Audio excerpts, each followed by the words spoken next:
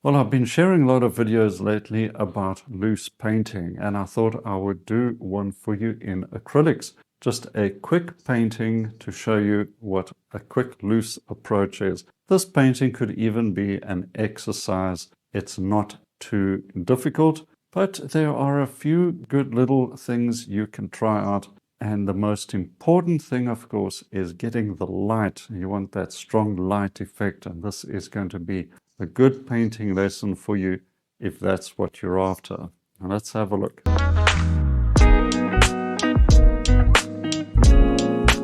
This is the reference and the light effect I'm looking for. And I'm going to use my typical acrylics palette of colors, working on a toned panel. Just a bit of cool red on there. I'm going to start off with basic composition. I'm using a large round synthetic hair brush. Getting an idea already of where I'm going to have the darkest shapes.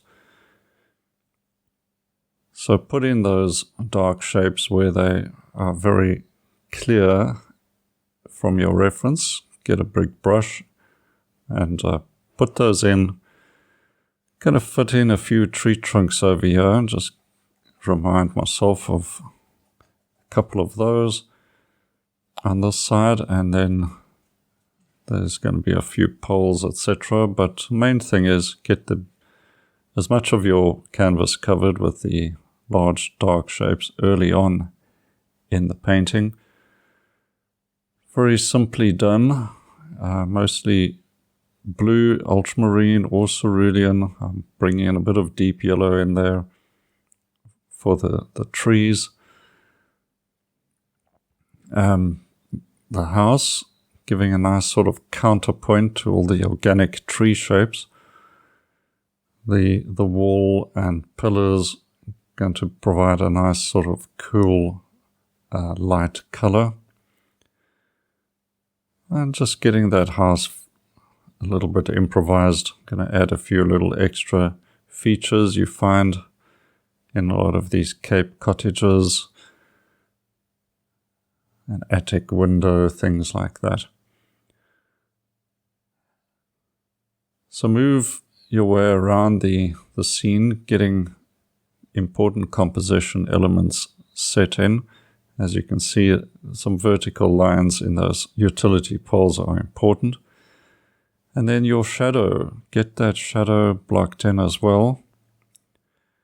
Of course, it is the shadows that make the light really stand out. So those shadows are going to be not only darker, but also cooler. And I use quite a bit of cerulean blue in my cool shadows, dragging a bit of red into the cerulean with a touch of white. I'm getting that sort of grey blue violet, which is an ideal color for these type of asphalt roads. A bit darker right in the foreground. But of course this is still the first layer. We'll go over these layers again and bring that color to the fore, make it really stand out. And then you can go into your extreme light relationships. And I call it relationships because lights and color temperature as well are all about relating one shape to another. Just getting an idea of perhaps dropping in a few sky holes to break up large flat shapes. And this is more or less the area where the sun is going to be striking and entering the scene, creating a strong light effect. There's a bit of rim lighting on these trees and bushes, so we'll get those shapes in as well as we go. Right, so cool and warm complementaries. As you know from my painting perhaps, that I emphasize lights and darks and warms and cools. And if you can relate a warm and cool complementary, then all the better. Now these are middle values, So it may be a shadow, but it's in the sort of middle value range, what I'm doing here. Still a shadow, but close to the middle of the value scale. If you're not sure about value scales and the Munsell value scale, have a look at the free course I'm offering as well. In the description, you will get some guidance there on values. The roof, basically a darker, cool violet, isn't it? And that's so important. Now that violet is going to be against the yellow of the tree. Here I'm putting some suggested highlights. They're also yellow-white. Okay, so complementary color is violet, and they work so well together. One color will dominate, so in this case the complementary violet colors dominate, and then a little bit of cool yellow, I should say a little bit of a yellow setting off against the cools. A large brush, I've pretty much used the same brush throughout. In this size panel, 10 by 12 inch panel, so a half-inch brush is all you need. Using a variety of shapes to create pattern, large, small. Just tilt your flat brush and you'll get smaller shapes. Press harder, get a bigger shape. The flat brush, in this case, it's basically a bright brush, or a short flat, as it's also called. Quite versatile. But long flats are my favorite. They give a lot more variety. Into the sort of sidewalk area, that grass, making it a coolish blue. Bring in a few warmer yellows over here, but the painting, I think, is more or less dominated with a lot of cool colors, so these warms do pop a little. I'm putting down a fairly strong yellow there, and then moving into some violet into the shadows, keeping shadows colorful. Violet relating to all of those yellows, of course. So cool, colorful shadows, very important. Shadows mustn't be just a stark black. They must be colorful. So corrections, well, everything's still wet, and I'm going to scrape all of that off because that yellow is simply too deep. I need to get a lighter, brighter color down there. So more white with lemon yellow, because it's almost a highlight on that grass, catching the full force of the morning sunlight. So I'll be using a lot more white warmed up with the lemon yellow. A variety of brush strokes giving me a variety of texture. Into the shadows, transitioning with the sort of lightish red, pinkish red color.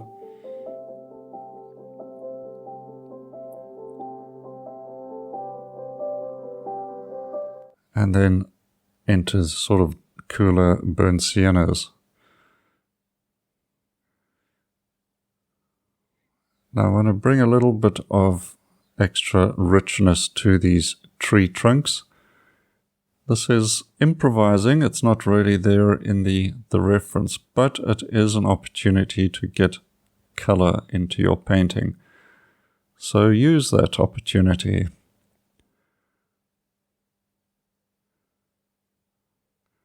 All right, let's get some of these lights, and the sort of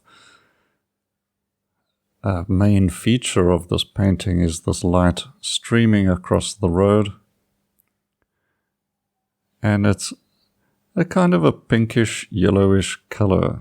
The main thing is it's warm and light, so contrasting lights and darks and warm and cool, everything you need to create a strong light effect. Some variety to that light, of course.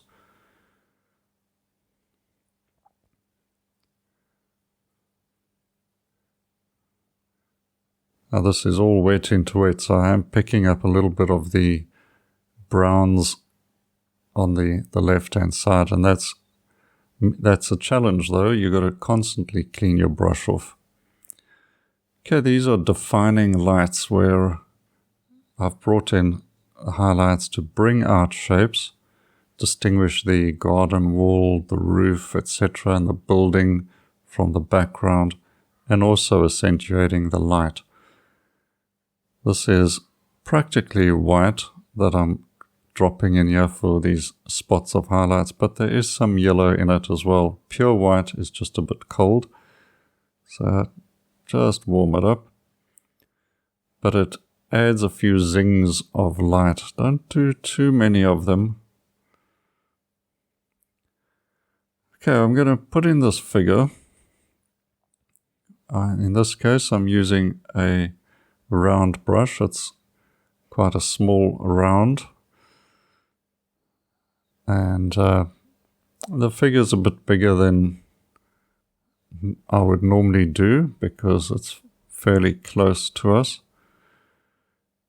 One leg longer than the other to indicate some dynamic movement.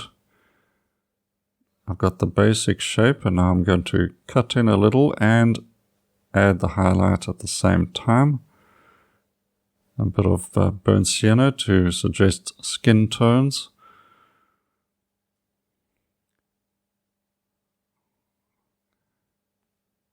Very, very loose shadow to bind the figure to the road surface.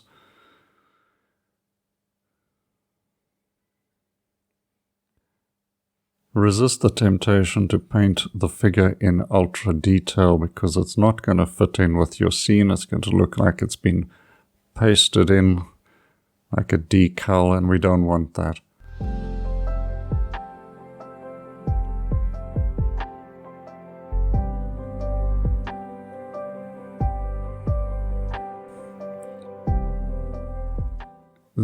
What I find when the legs are a little bit vague, like I've done like this, it does look like they are moving.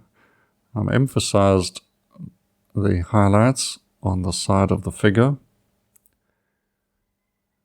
going to bring a little bit more cerulean on the light side. Might be just a bit much. Just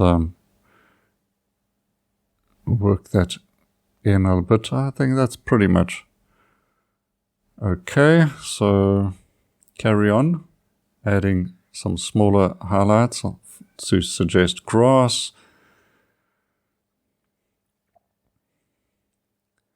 Break up a few sort of static dark shapes perhaps. Now let's just get that second layer in the shadow colors.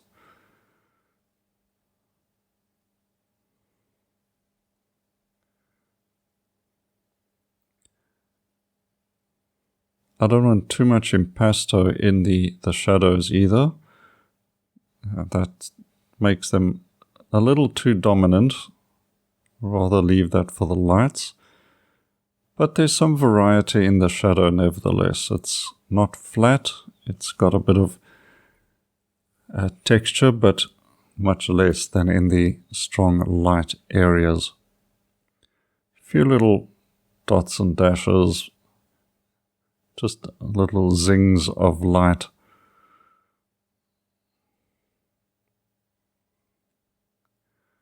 You can see the lights and shadows, they're slightly irregular. Just adding in these verticals now. A few fence posts, utility poles, things like that. Helps to join up shapes. Adds a little bit of harmony. But I always try to follow what's suggested in the reference, unless I have a real composition problem and have to improvise a bit. And bring a little bit of highlight onto the poles, a little bit more color.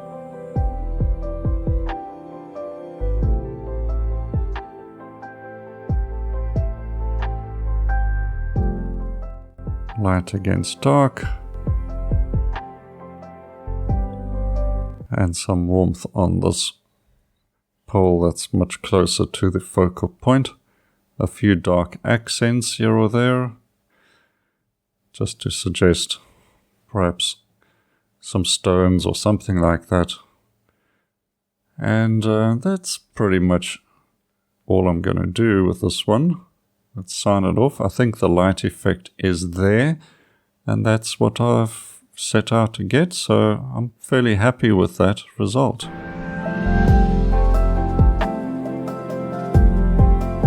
Okay, did you enjoy that little demonstration? If so, remember there's more like this in the suggested videos at the end, so have a look for those. And of course your free course view up here, a beautiful painting demonstration and lesson there that's going to help you paint stunning sunsets. Okay, if there's more videos like this coming your way, you've already subscribed to this channel, but if you haven't subscribed yet, hit that button now so you don't miss the next one. And until next time, happy painting.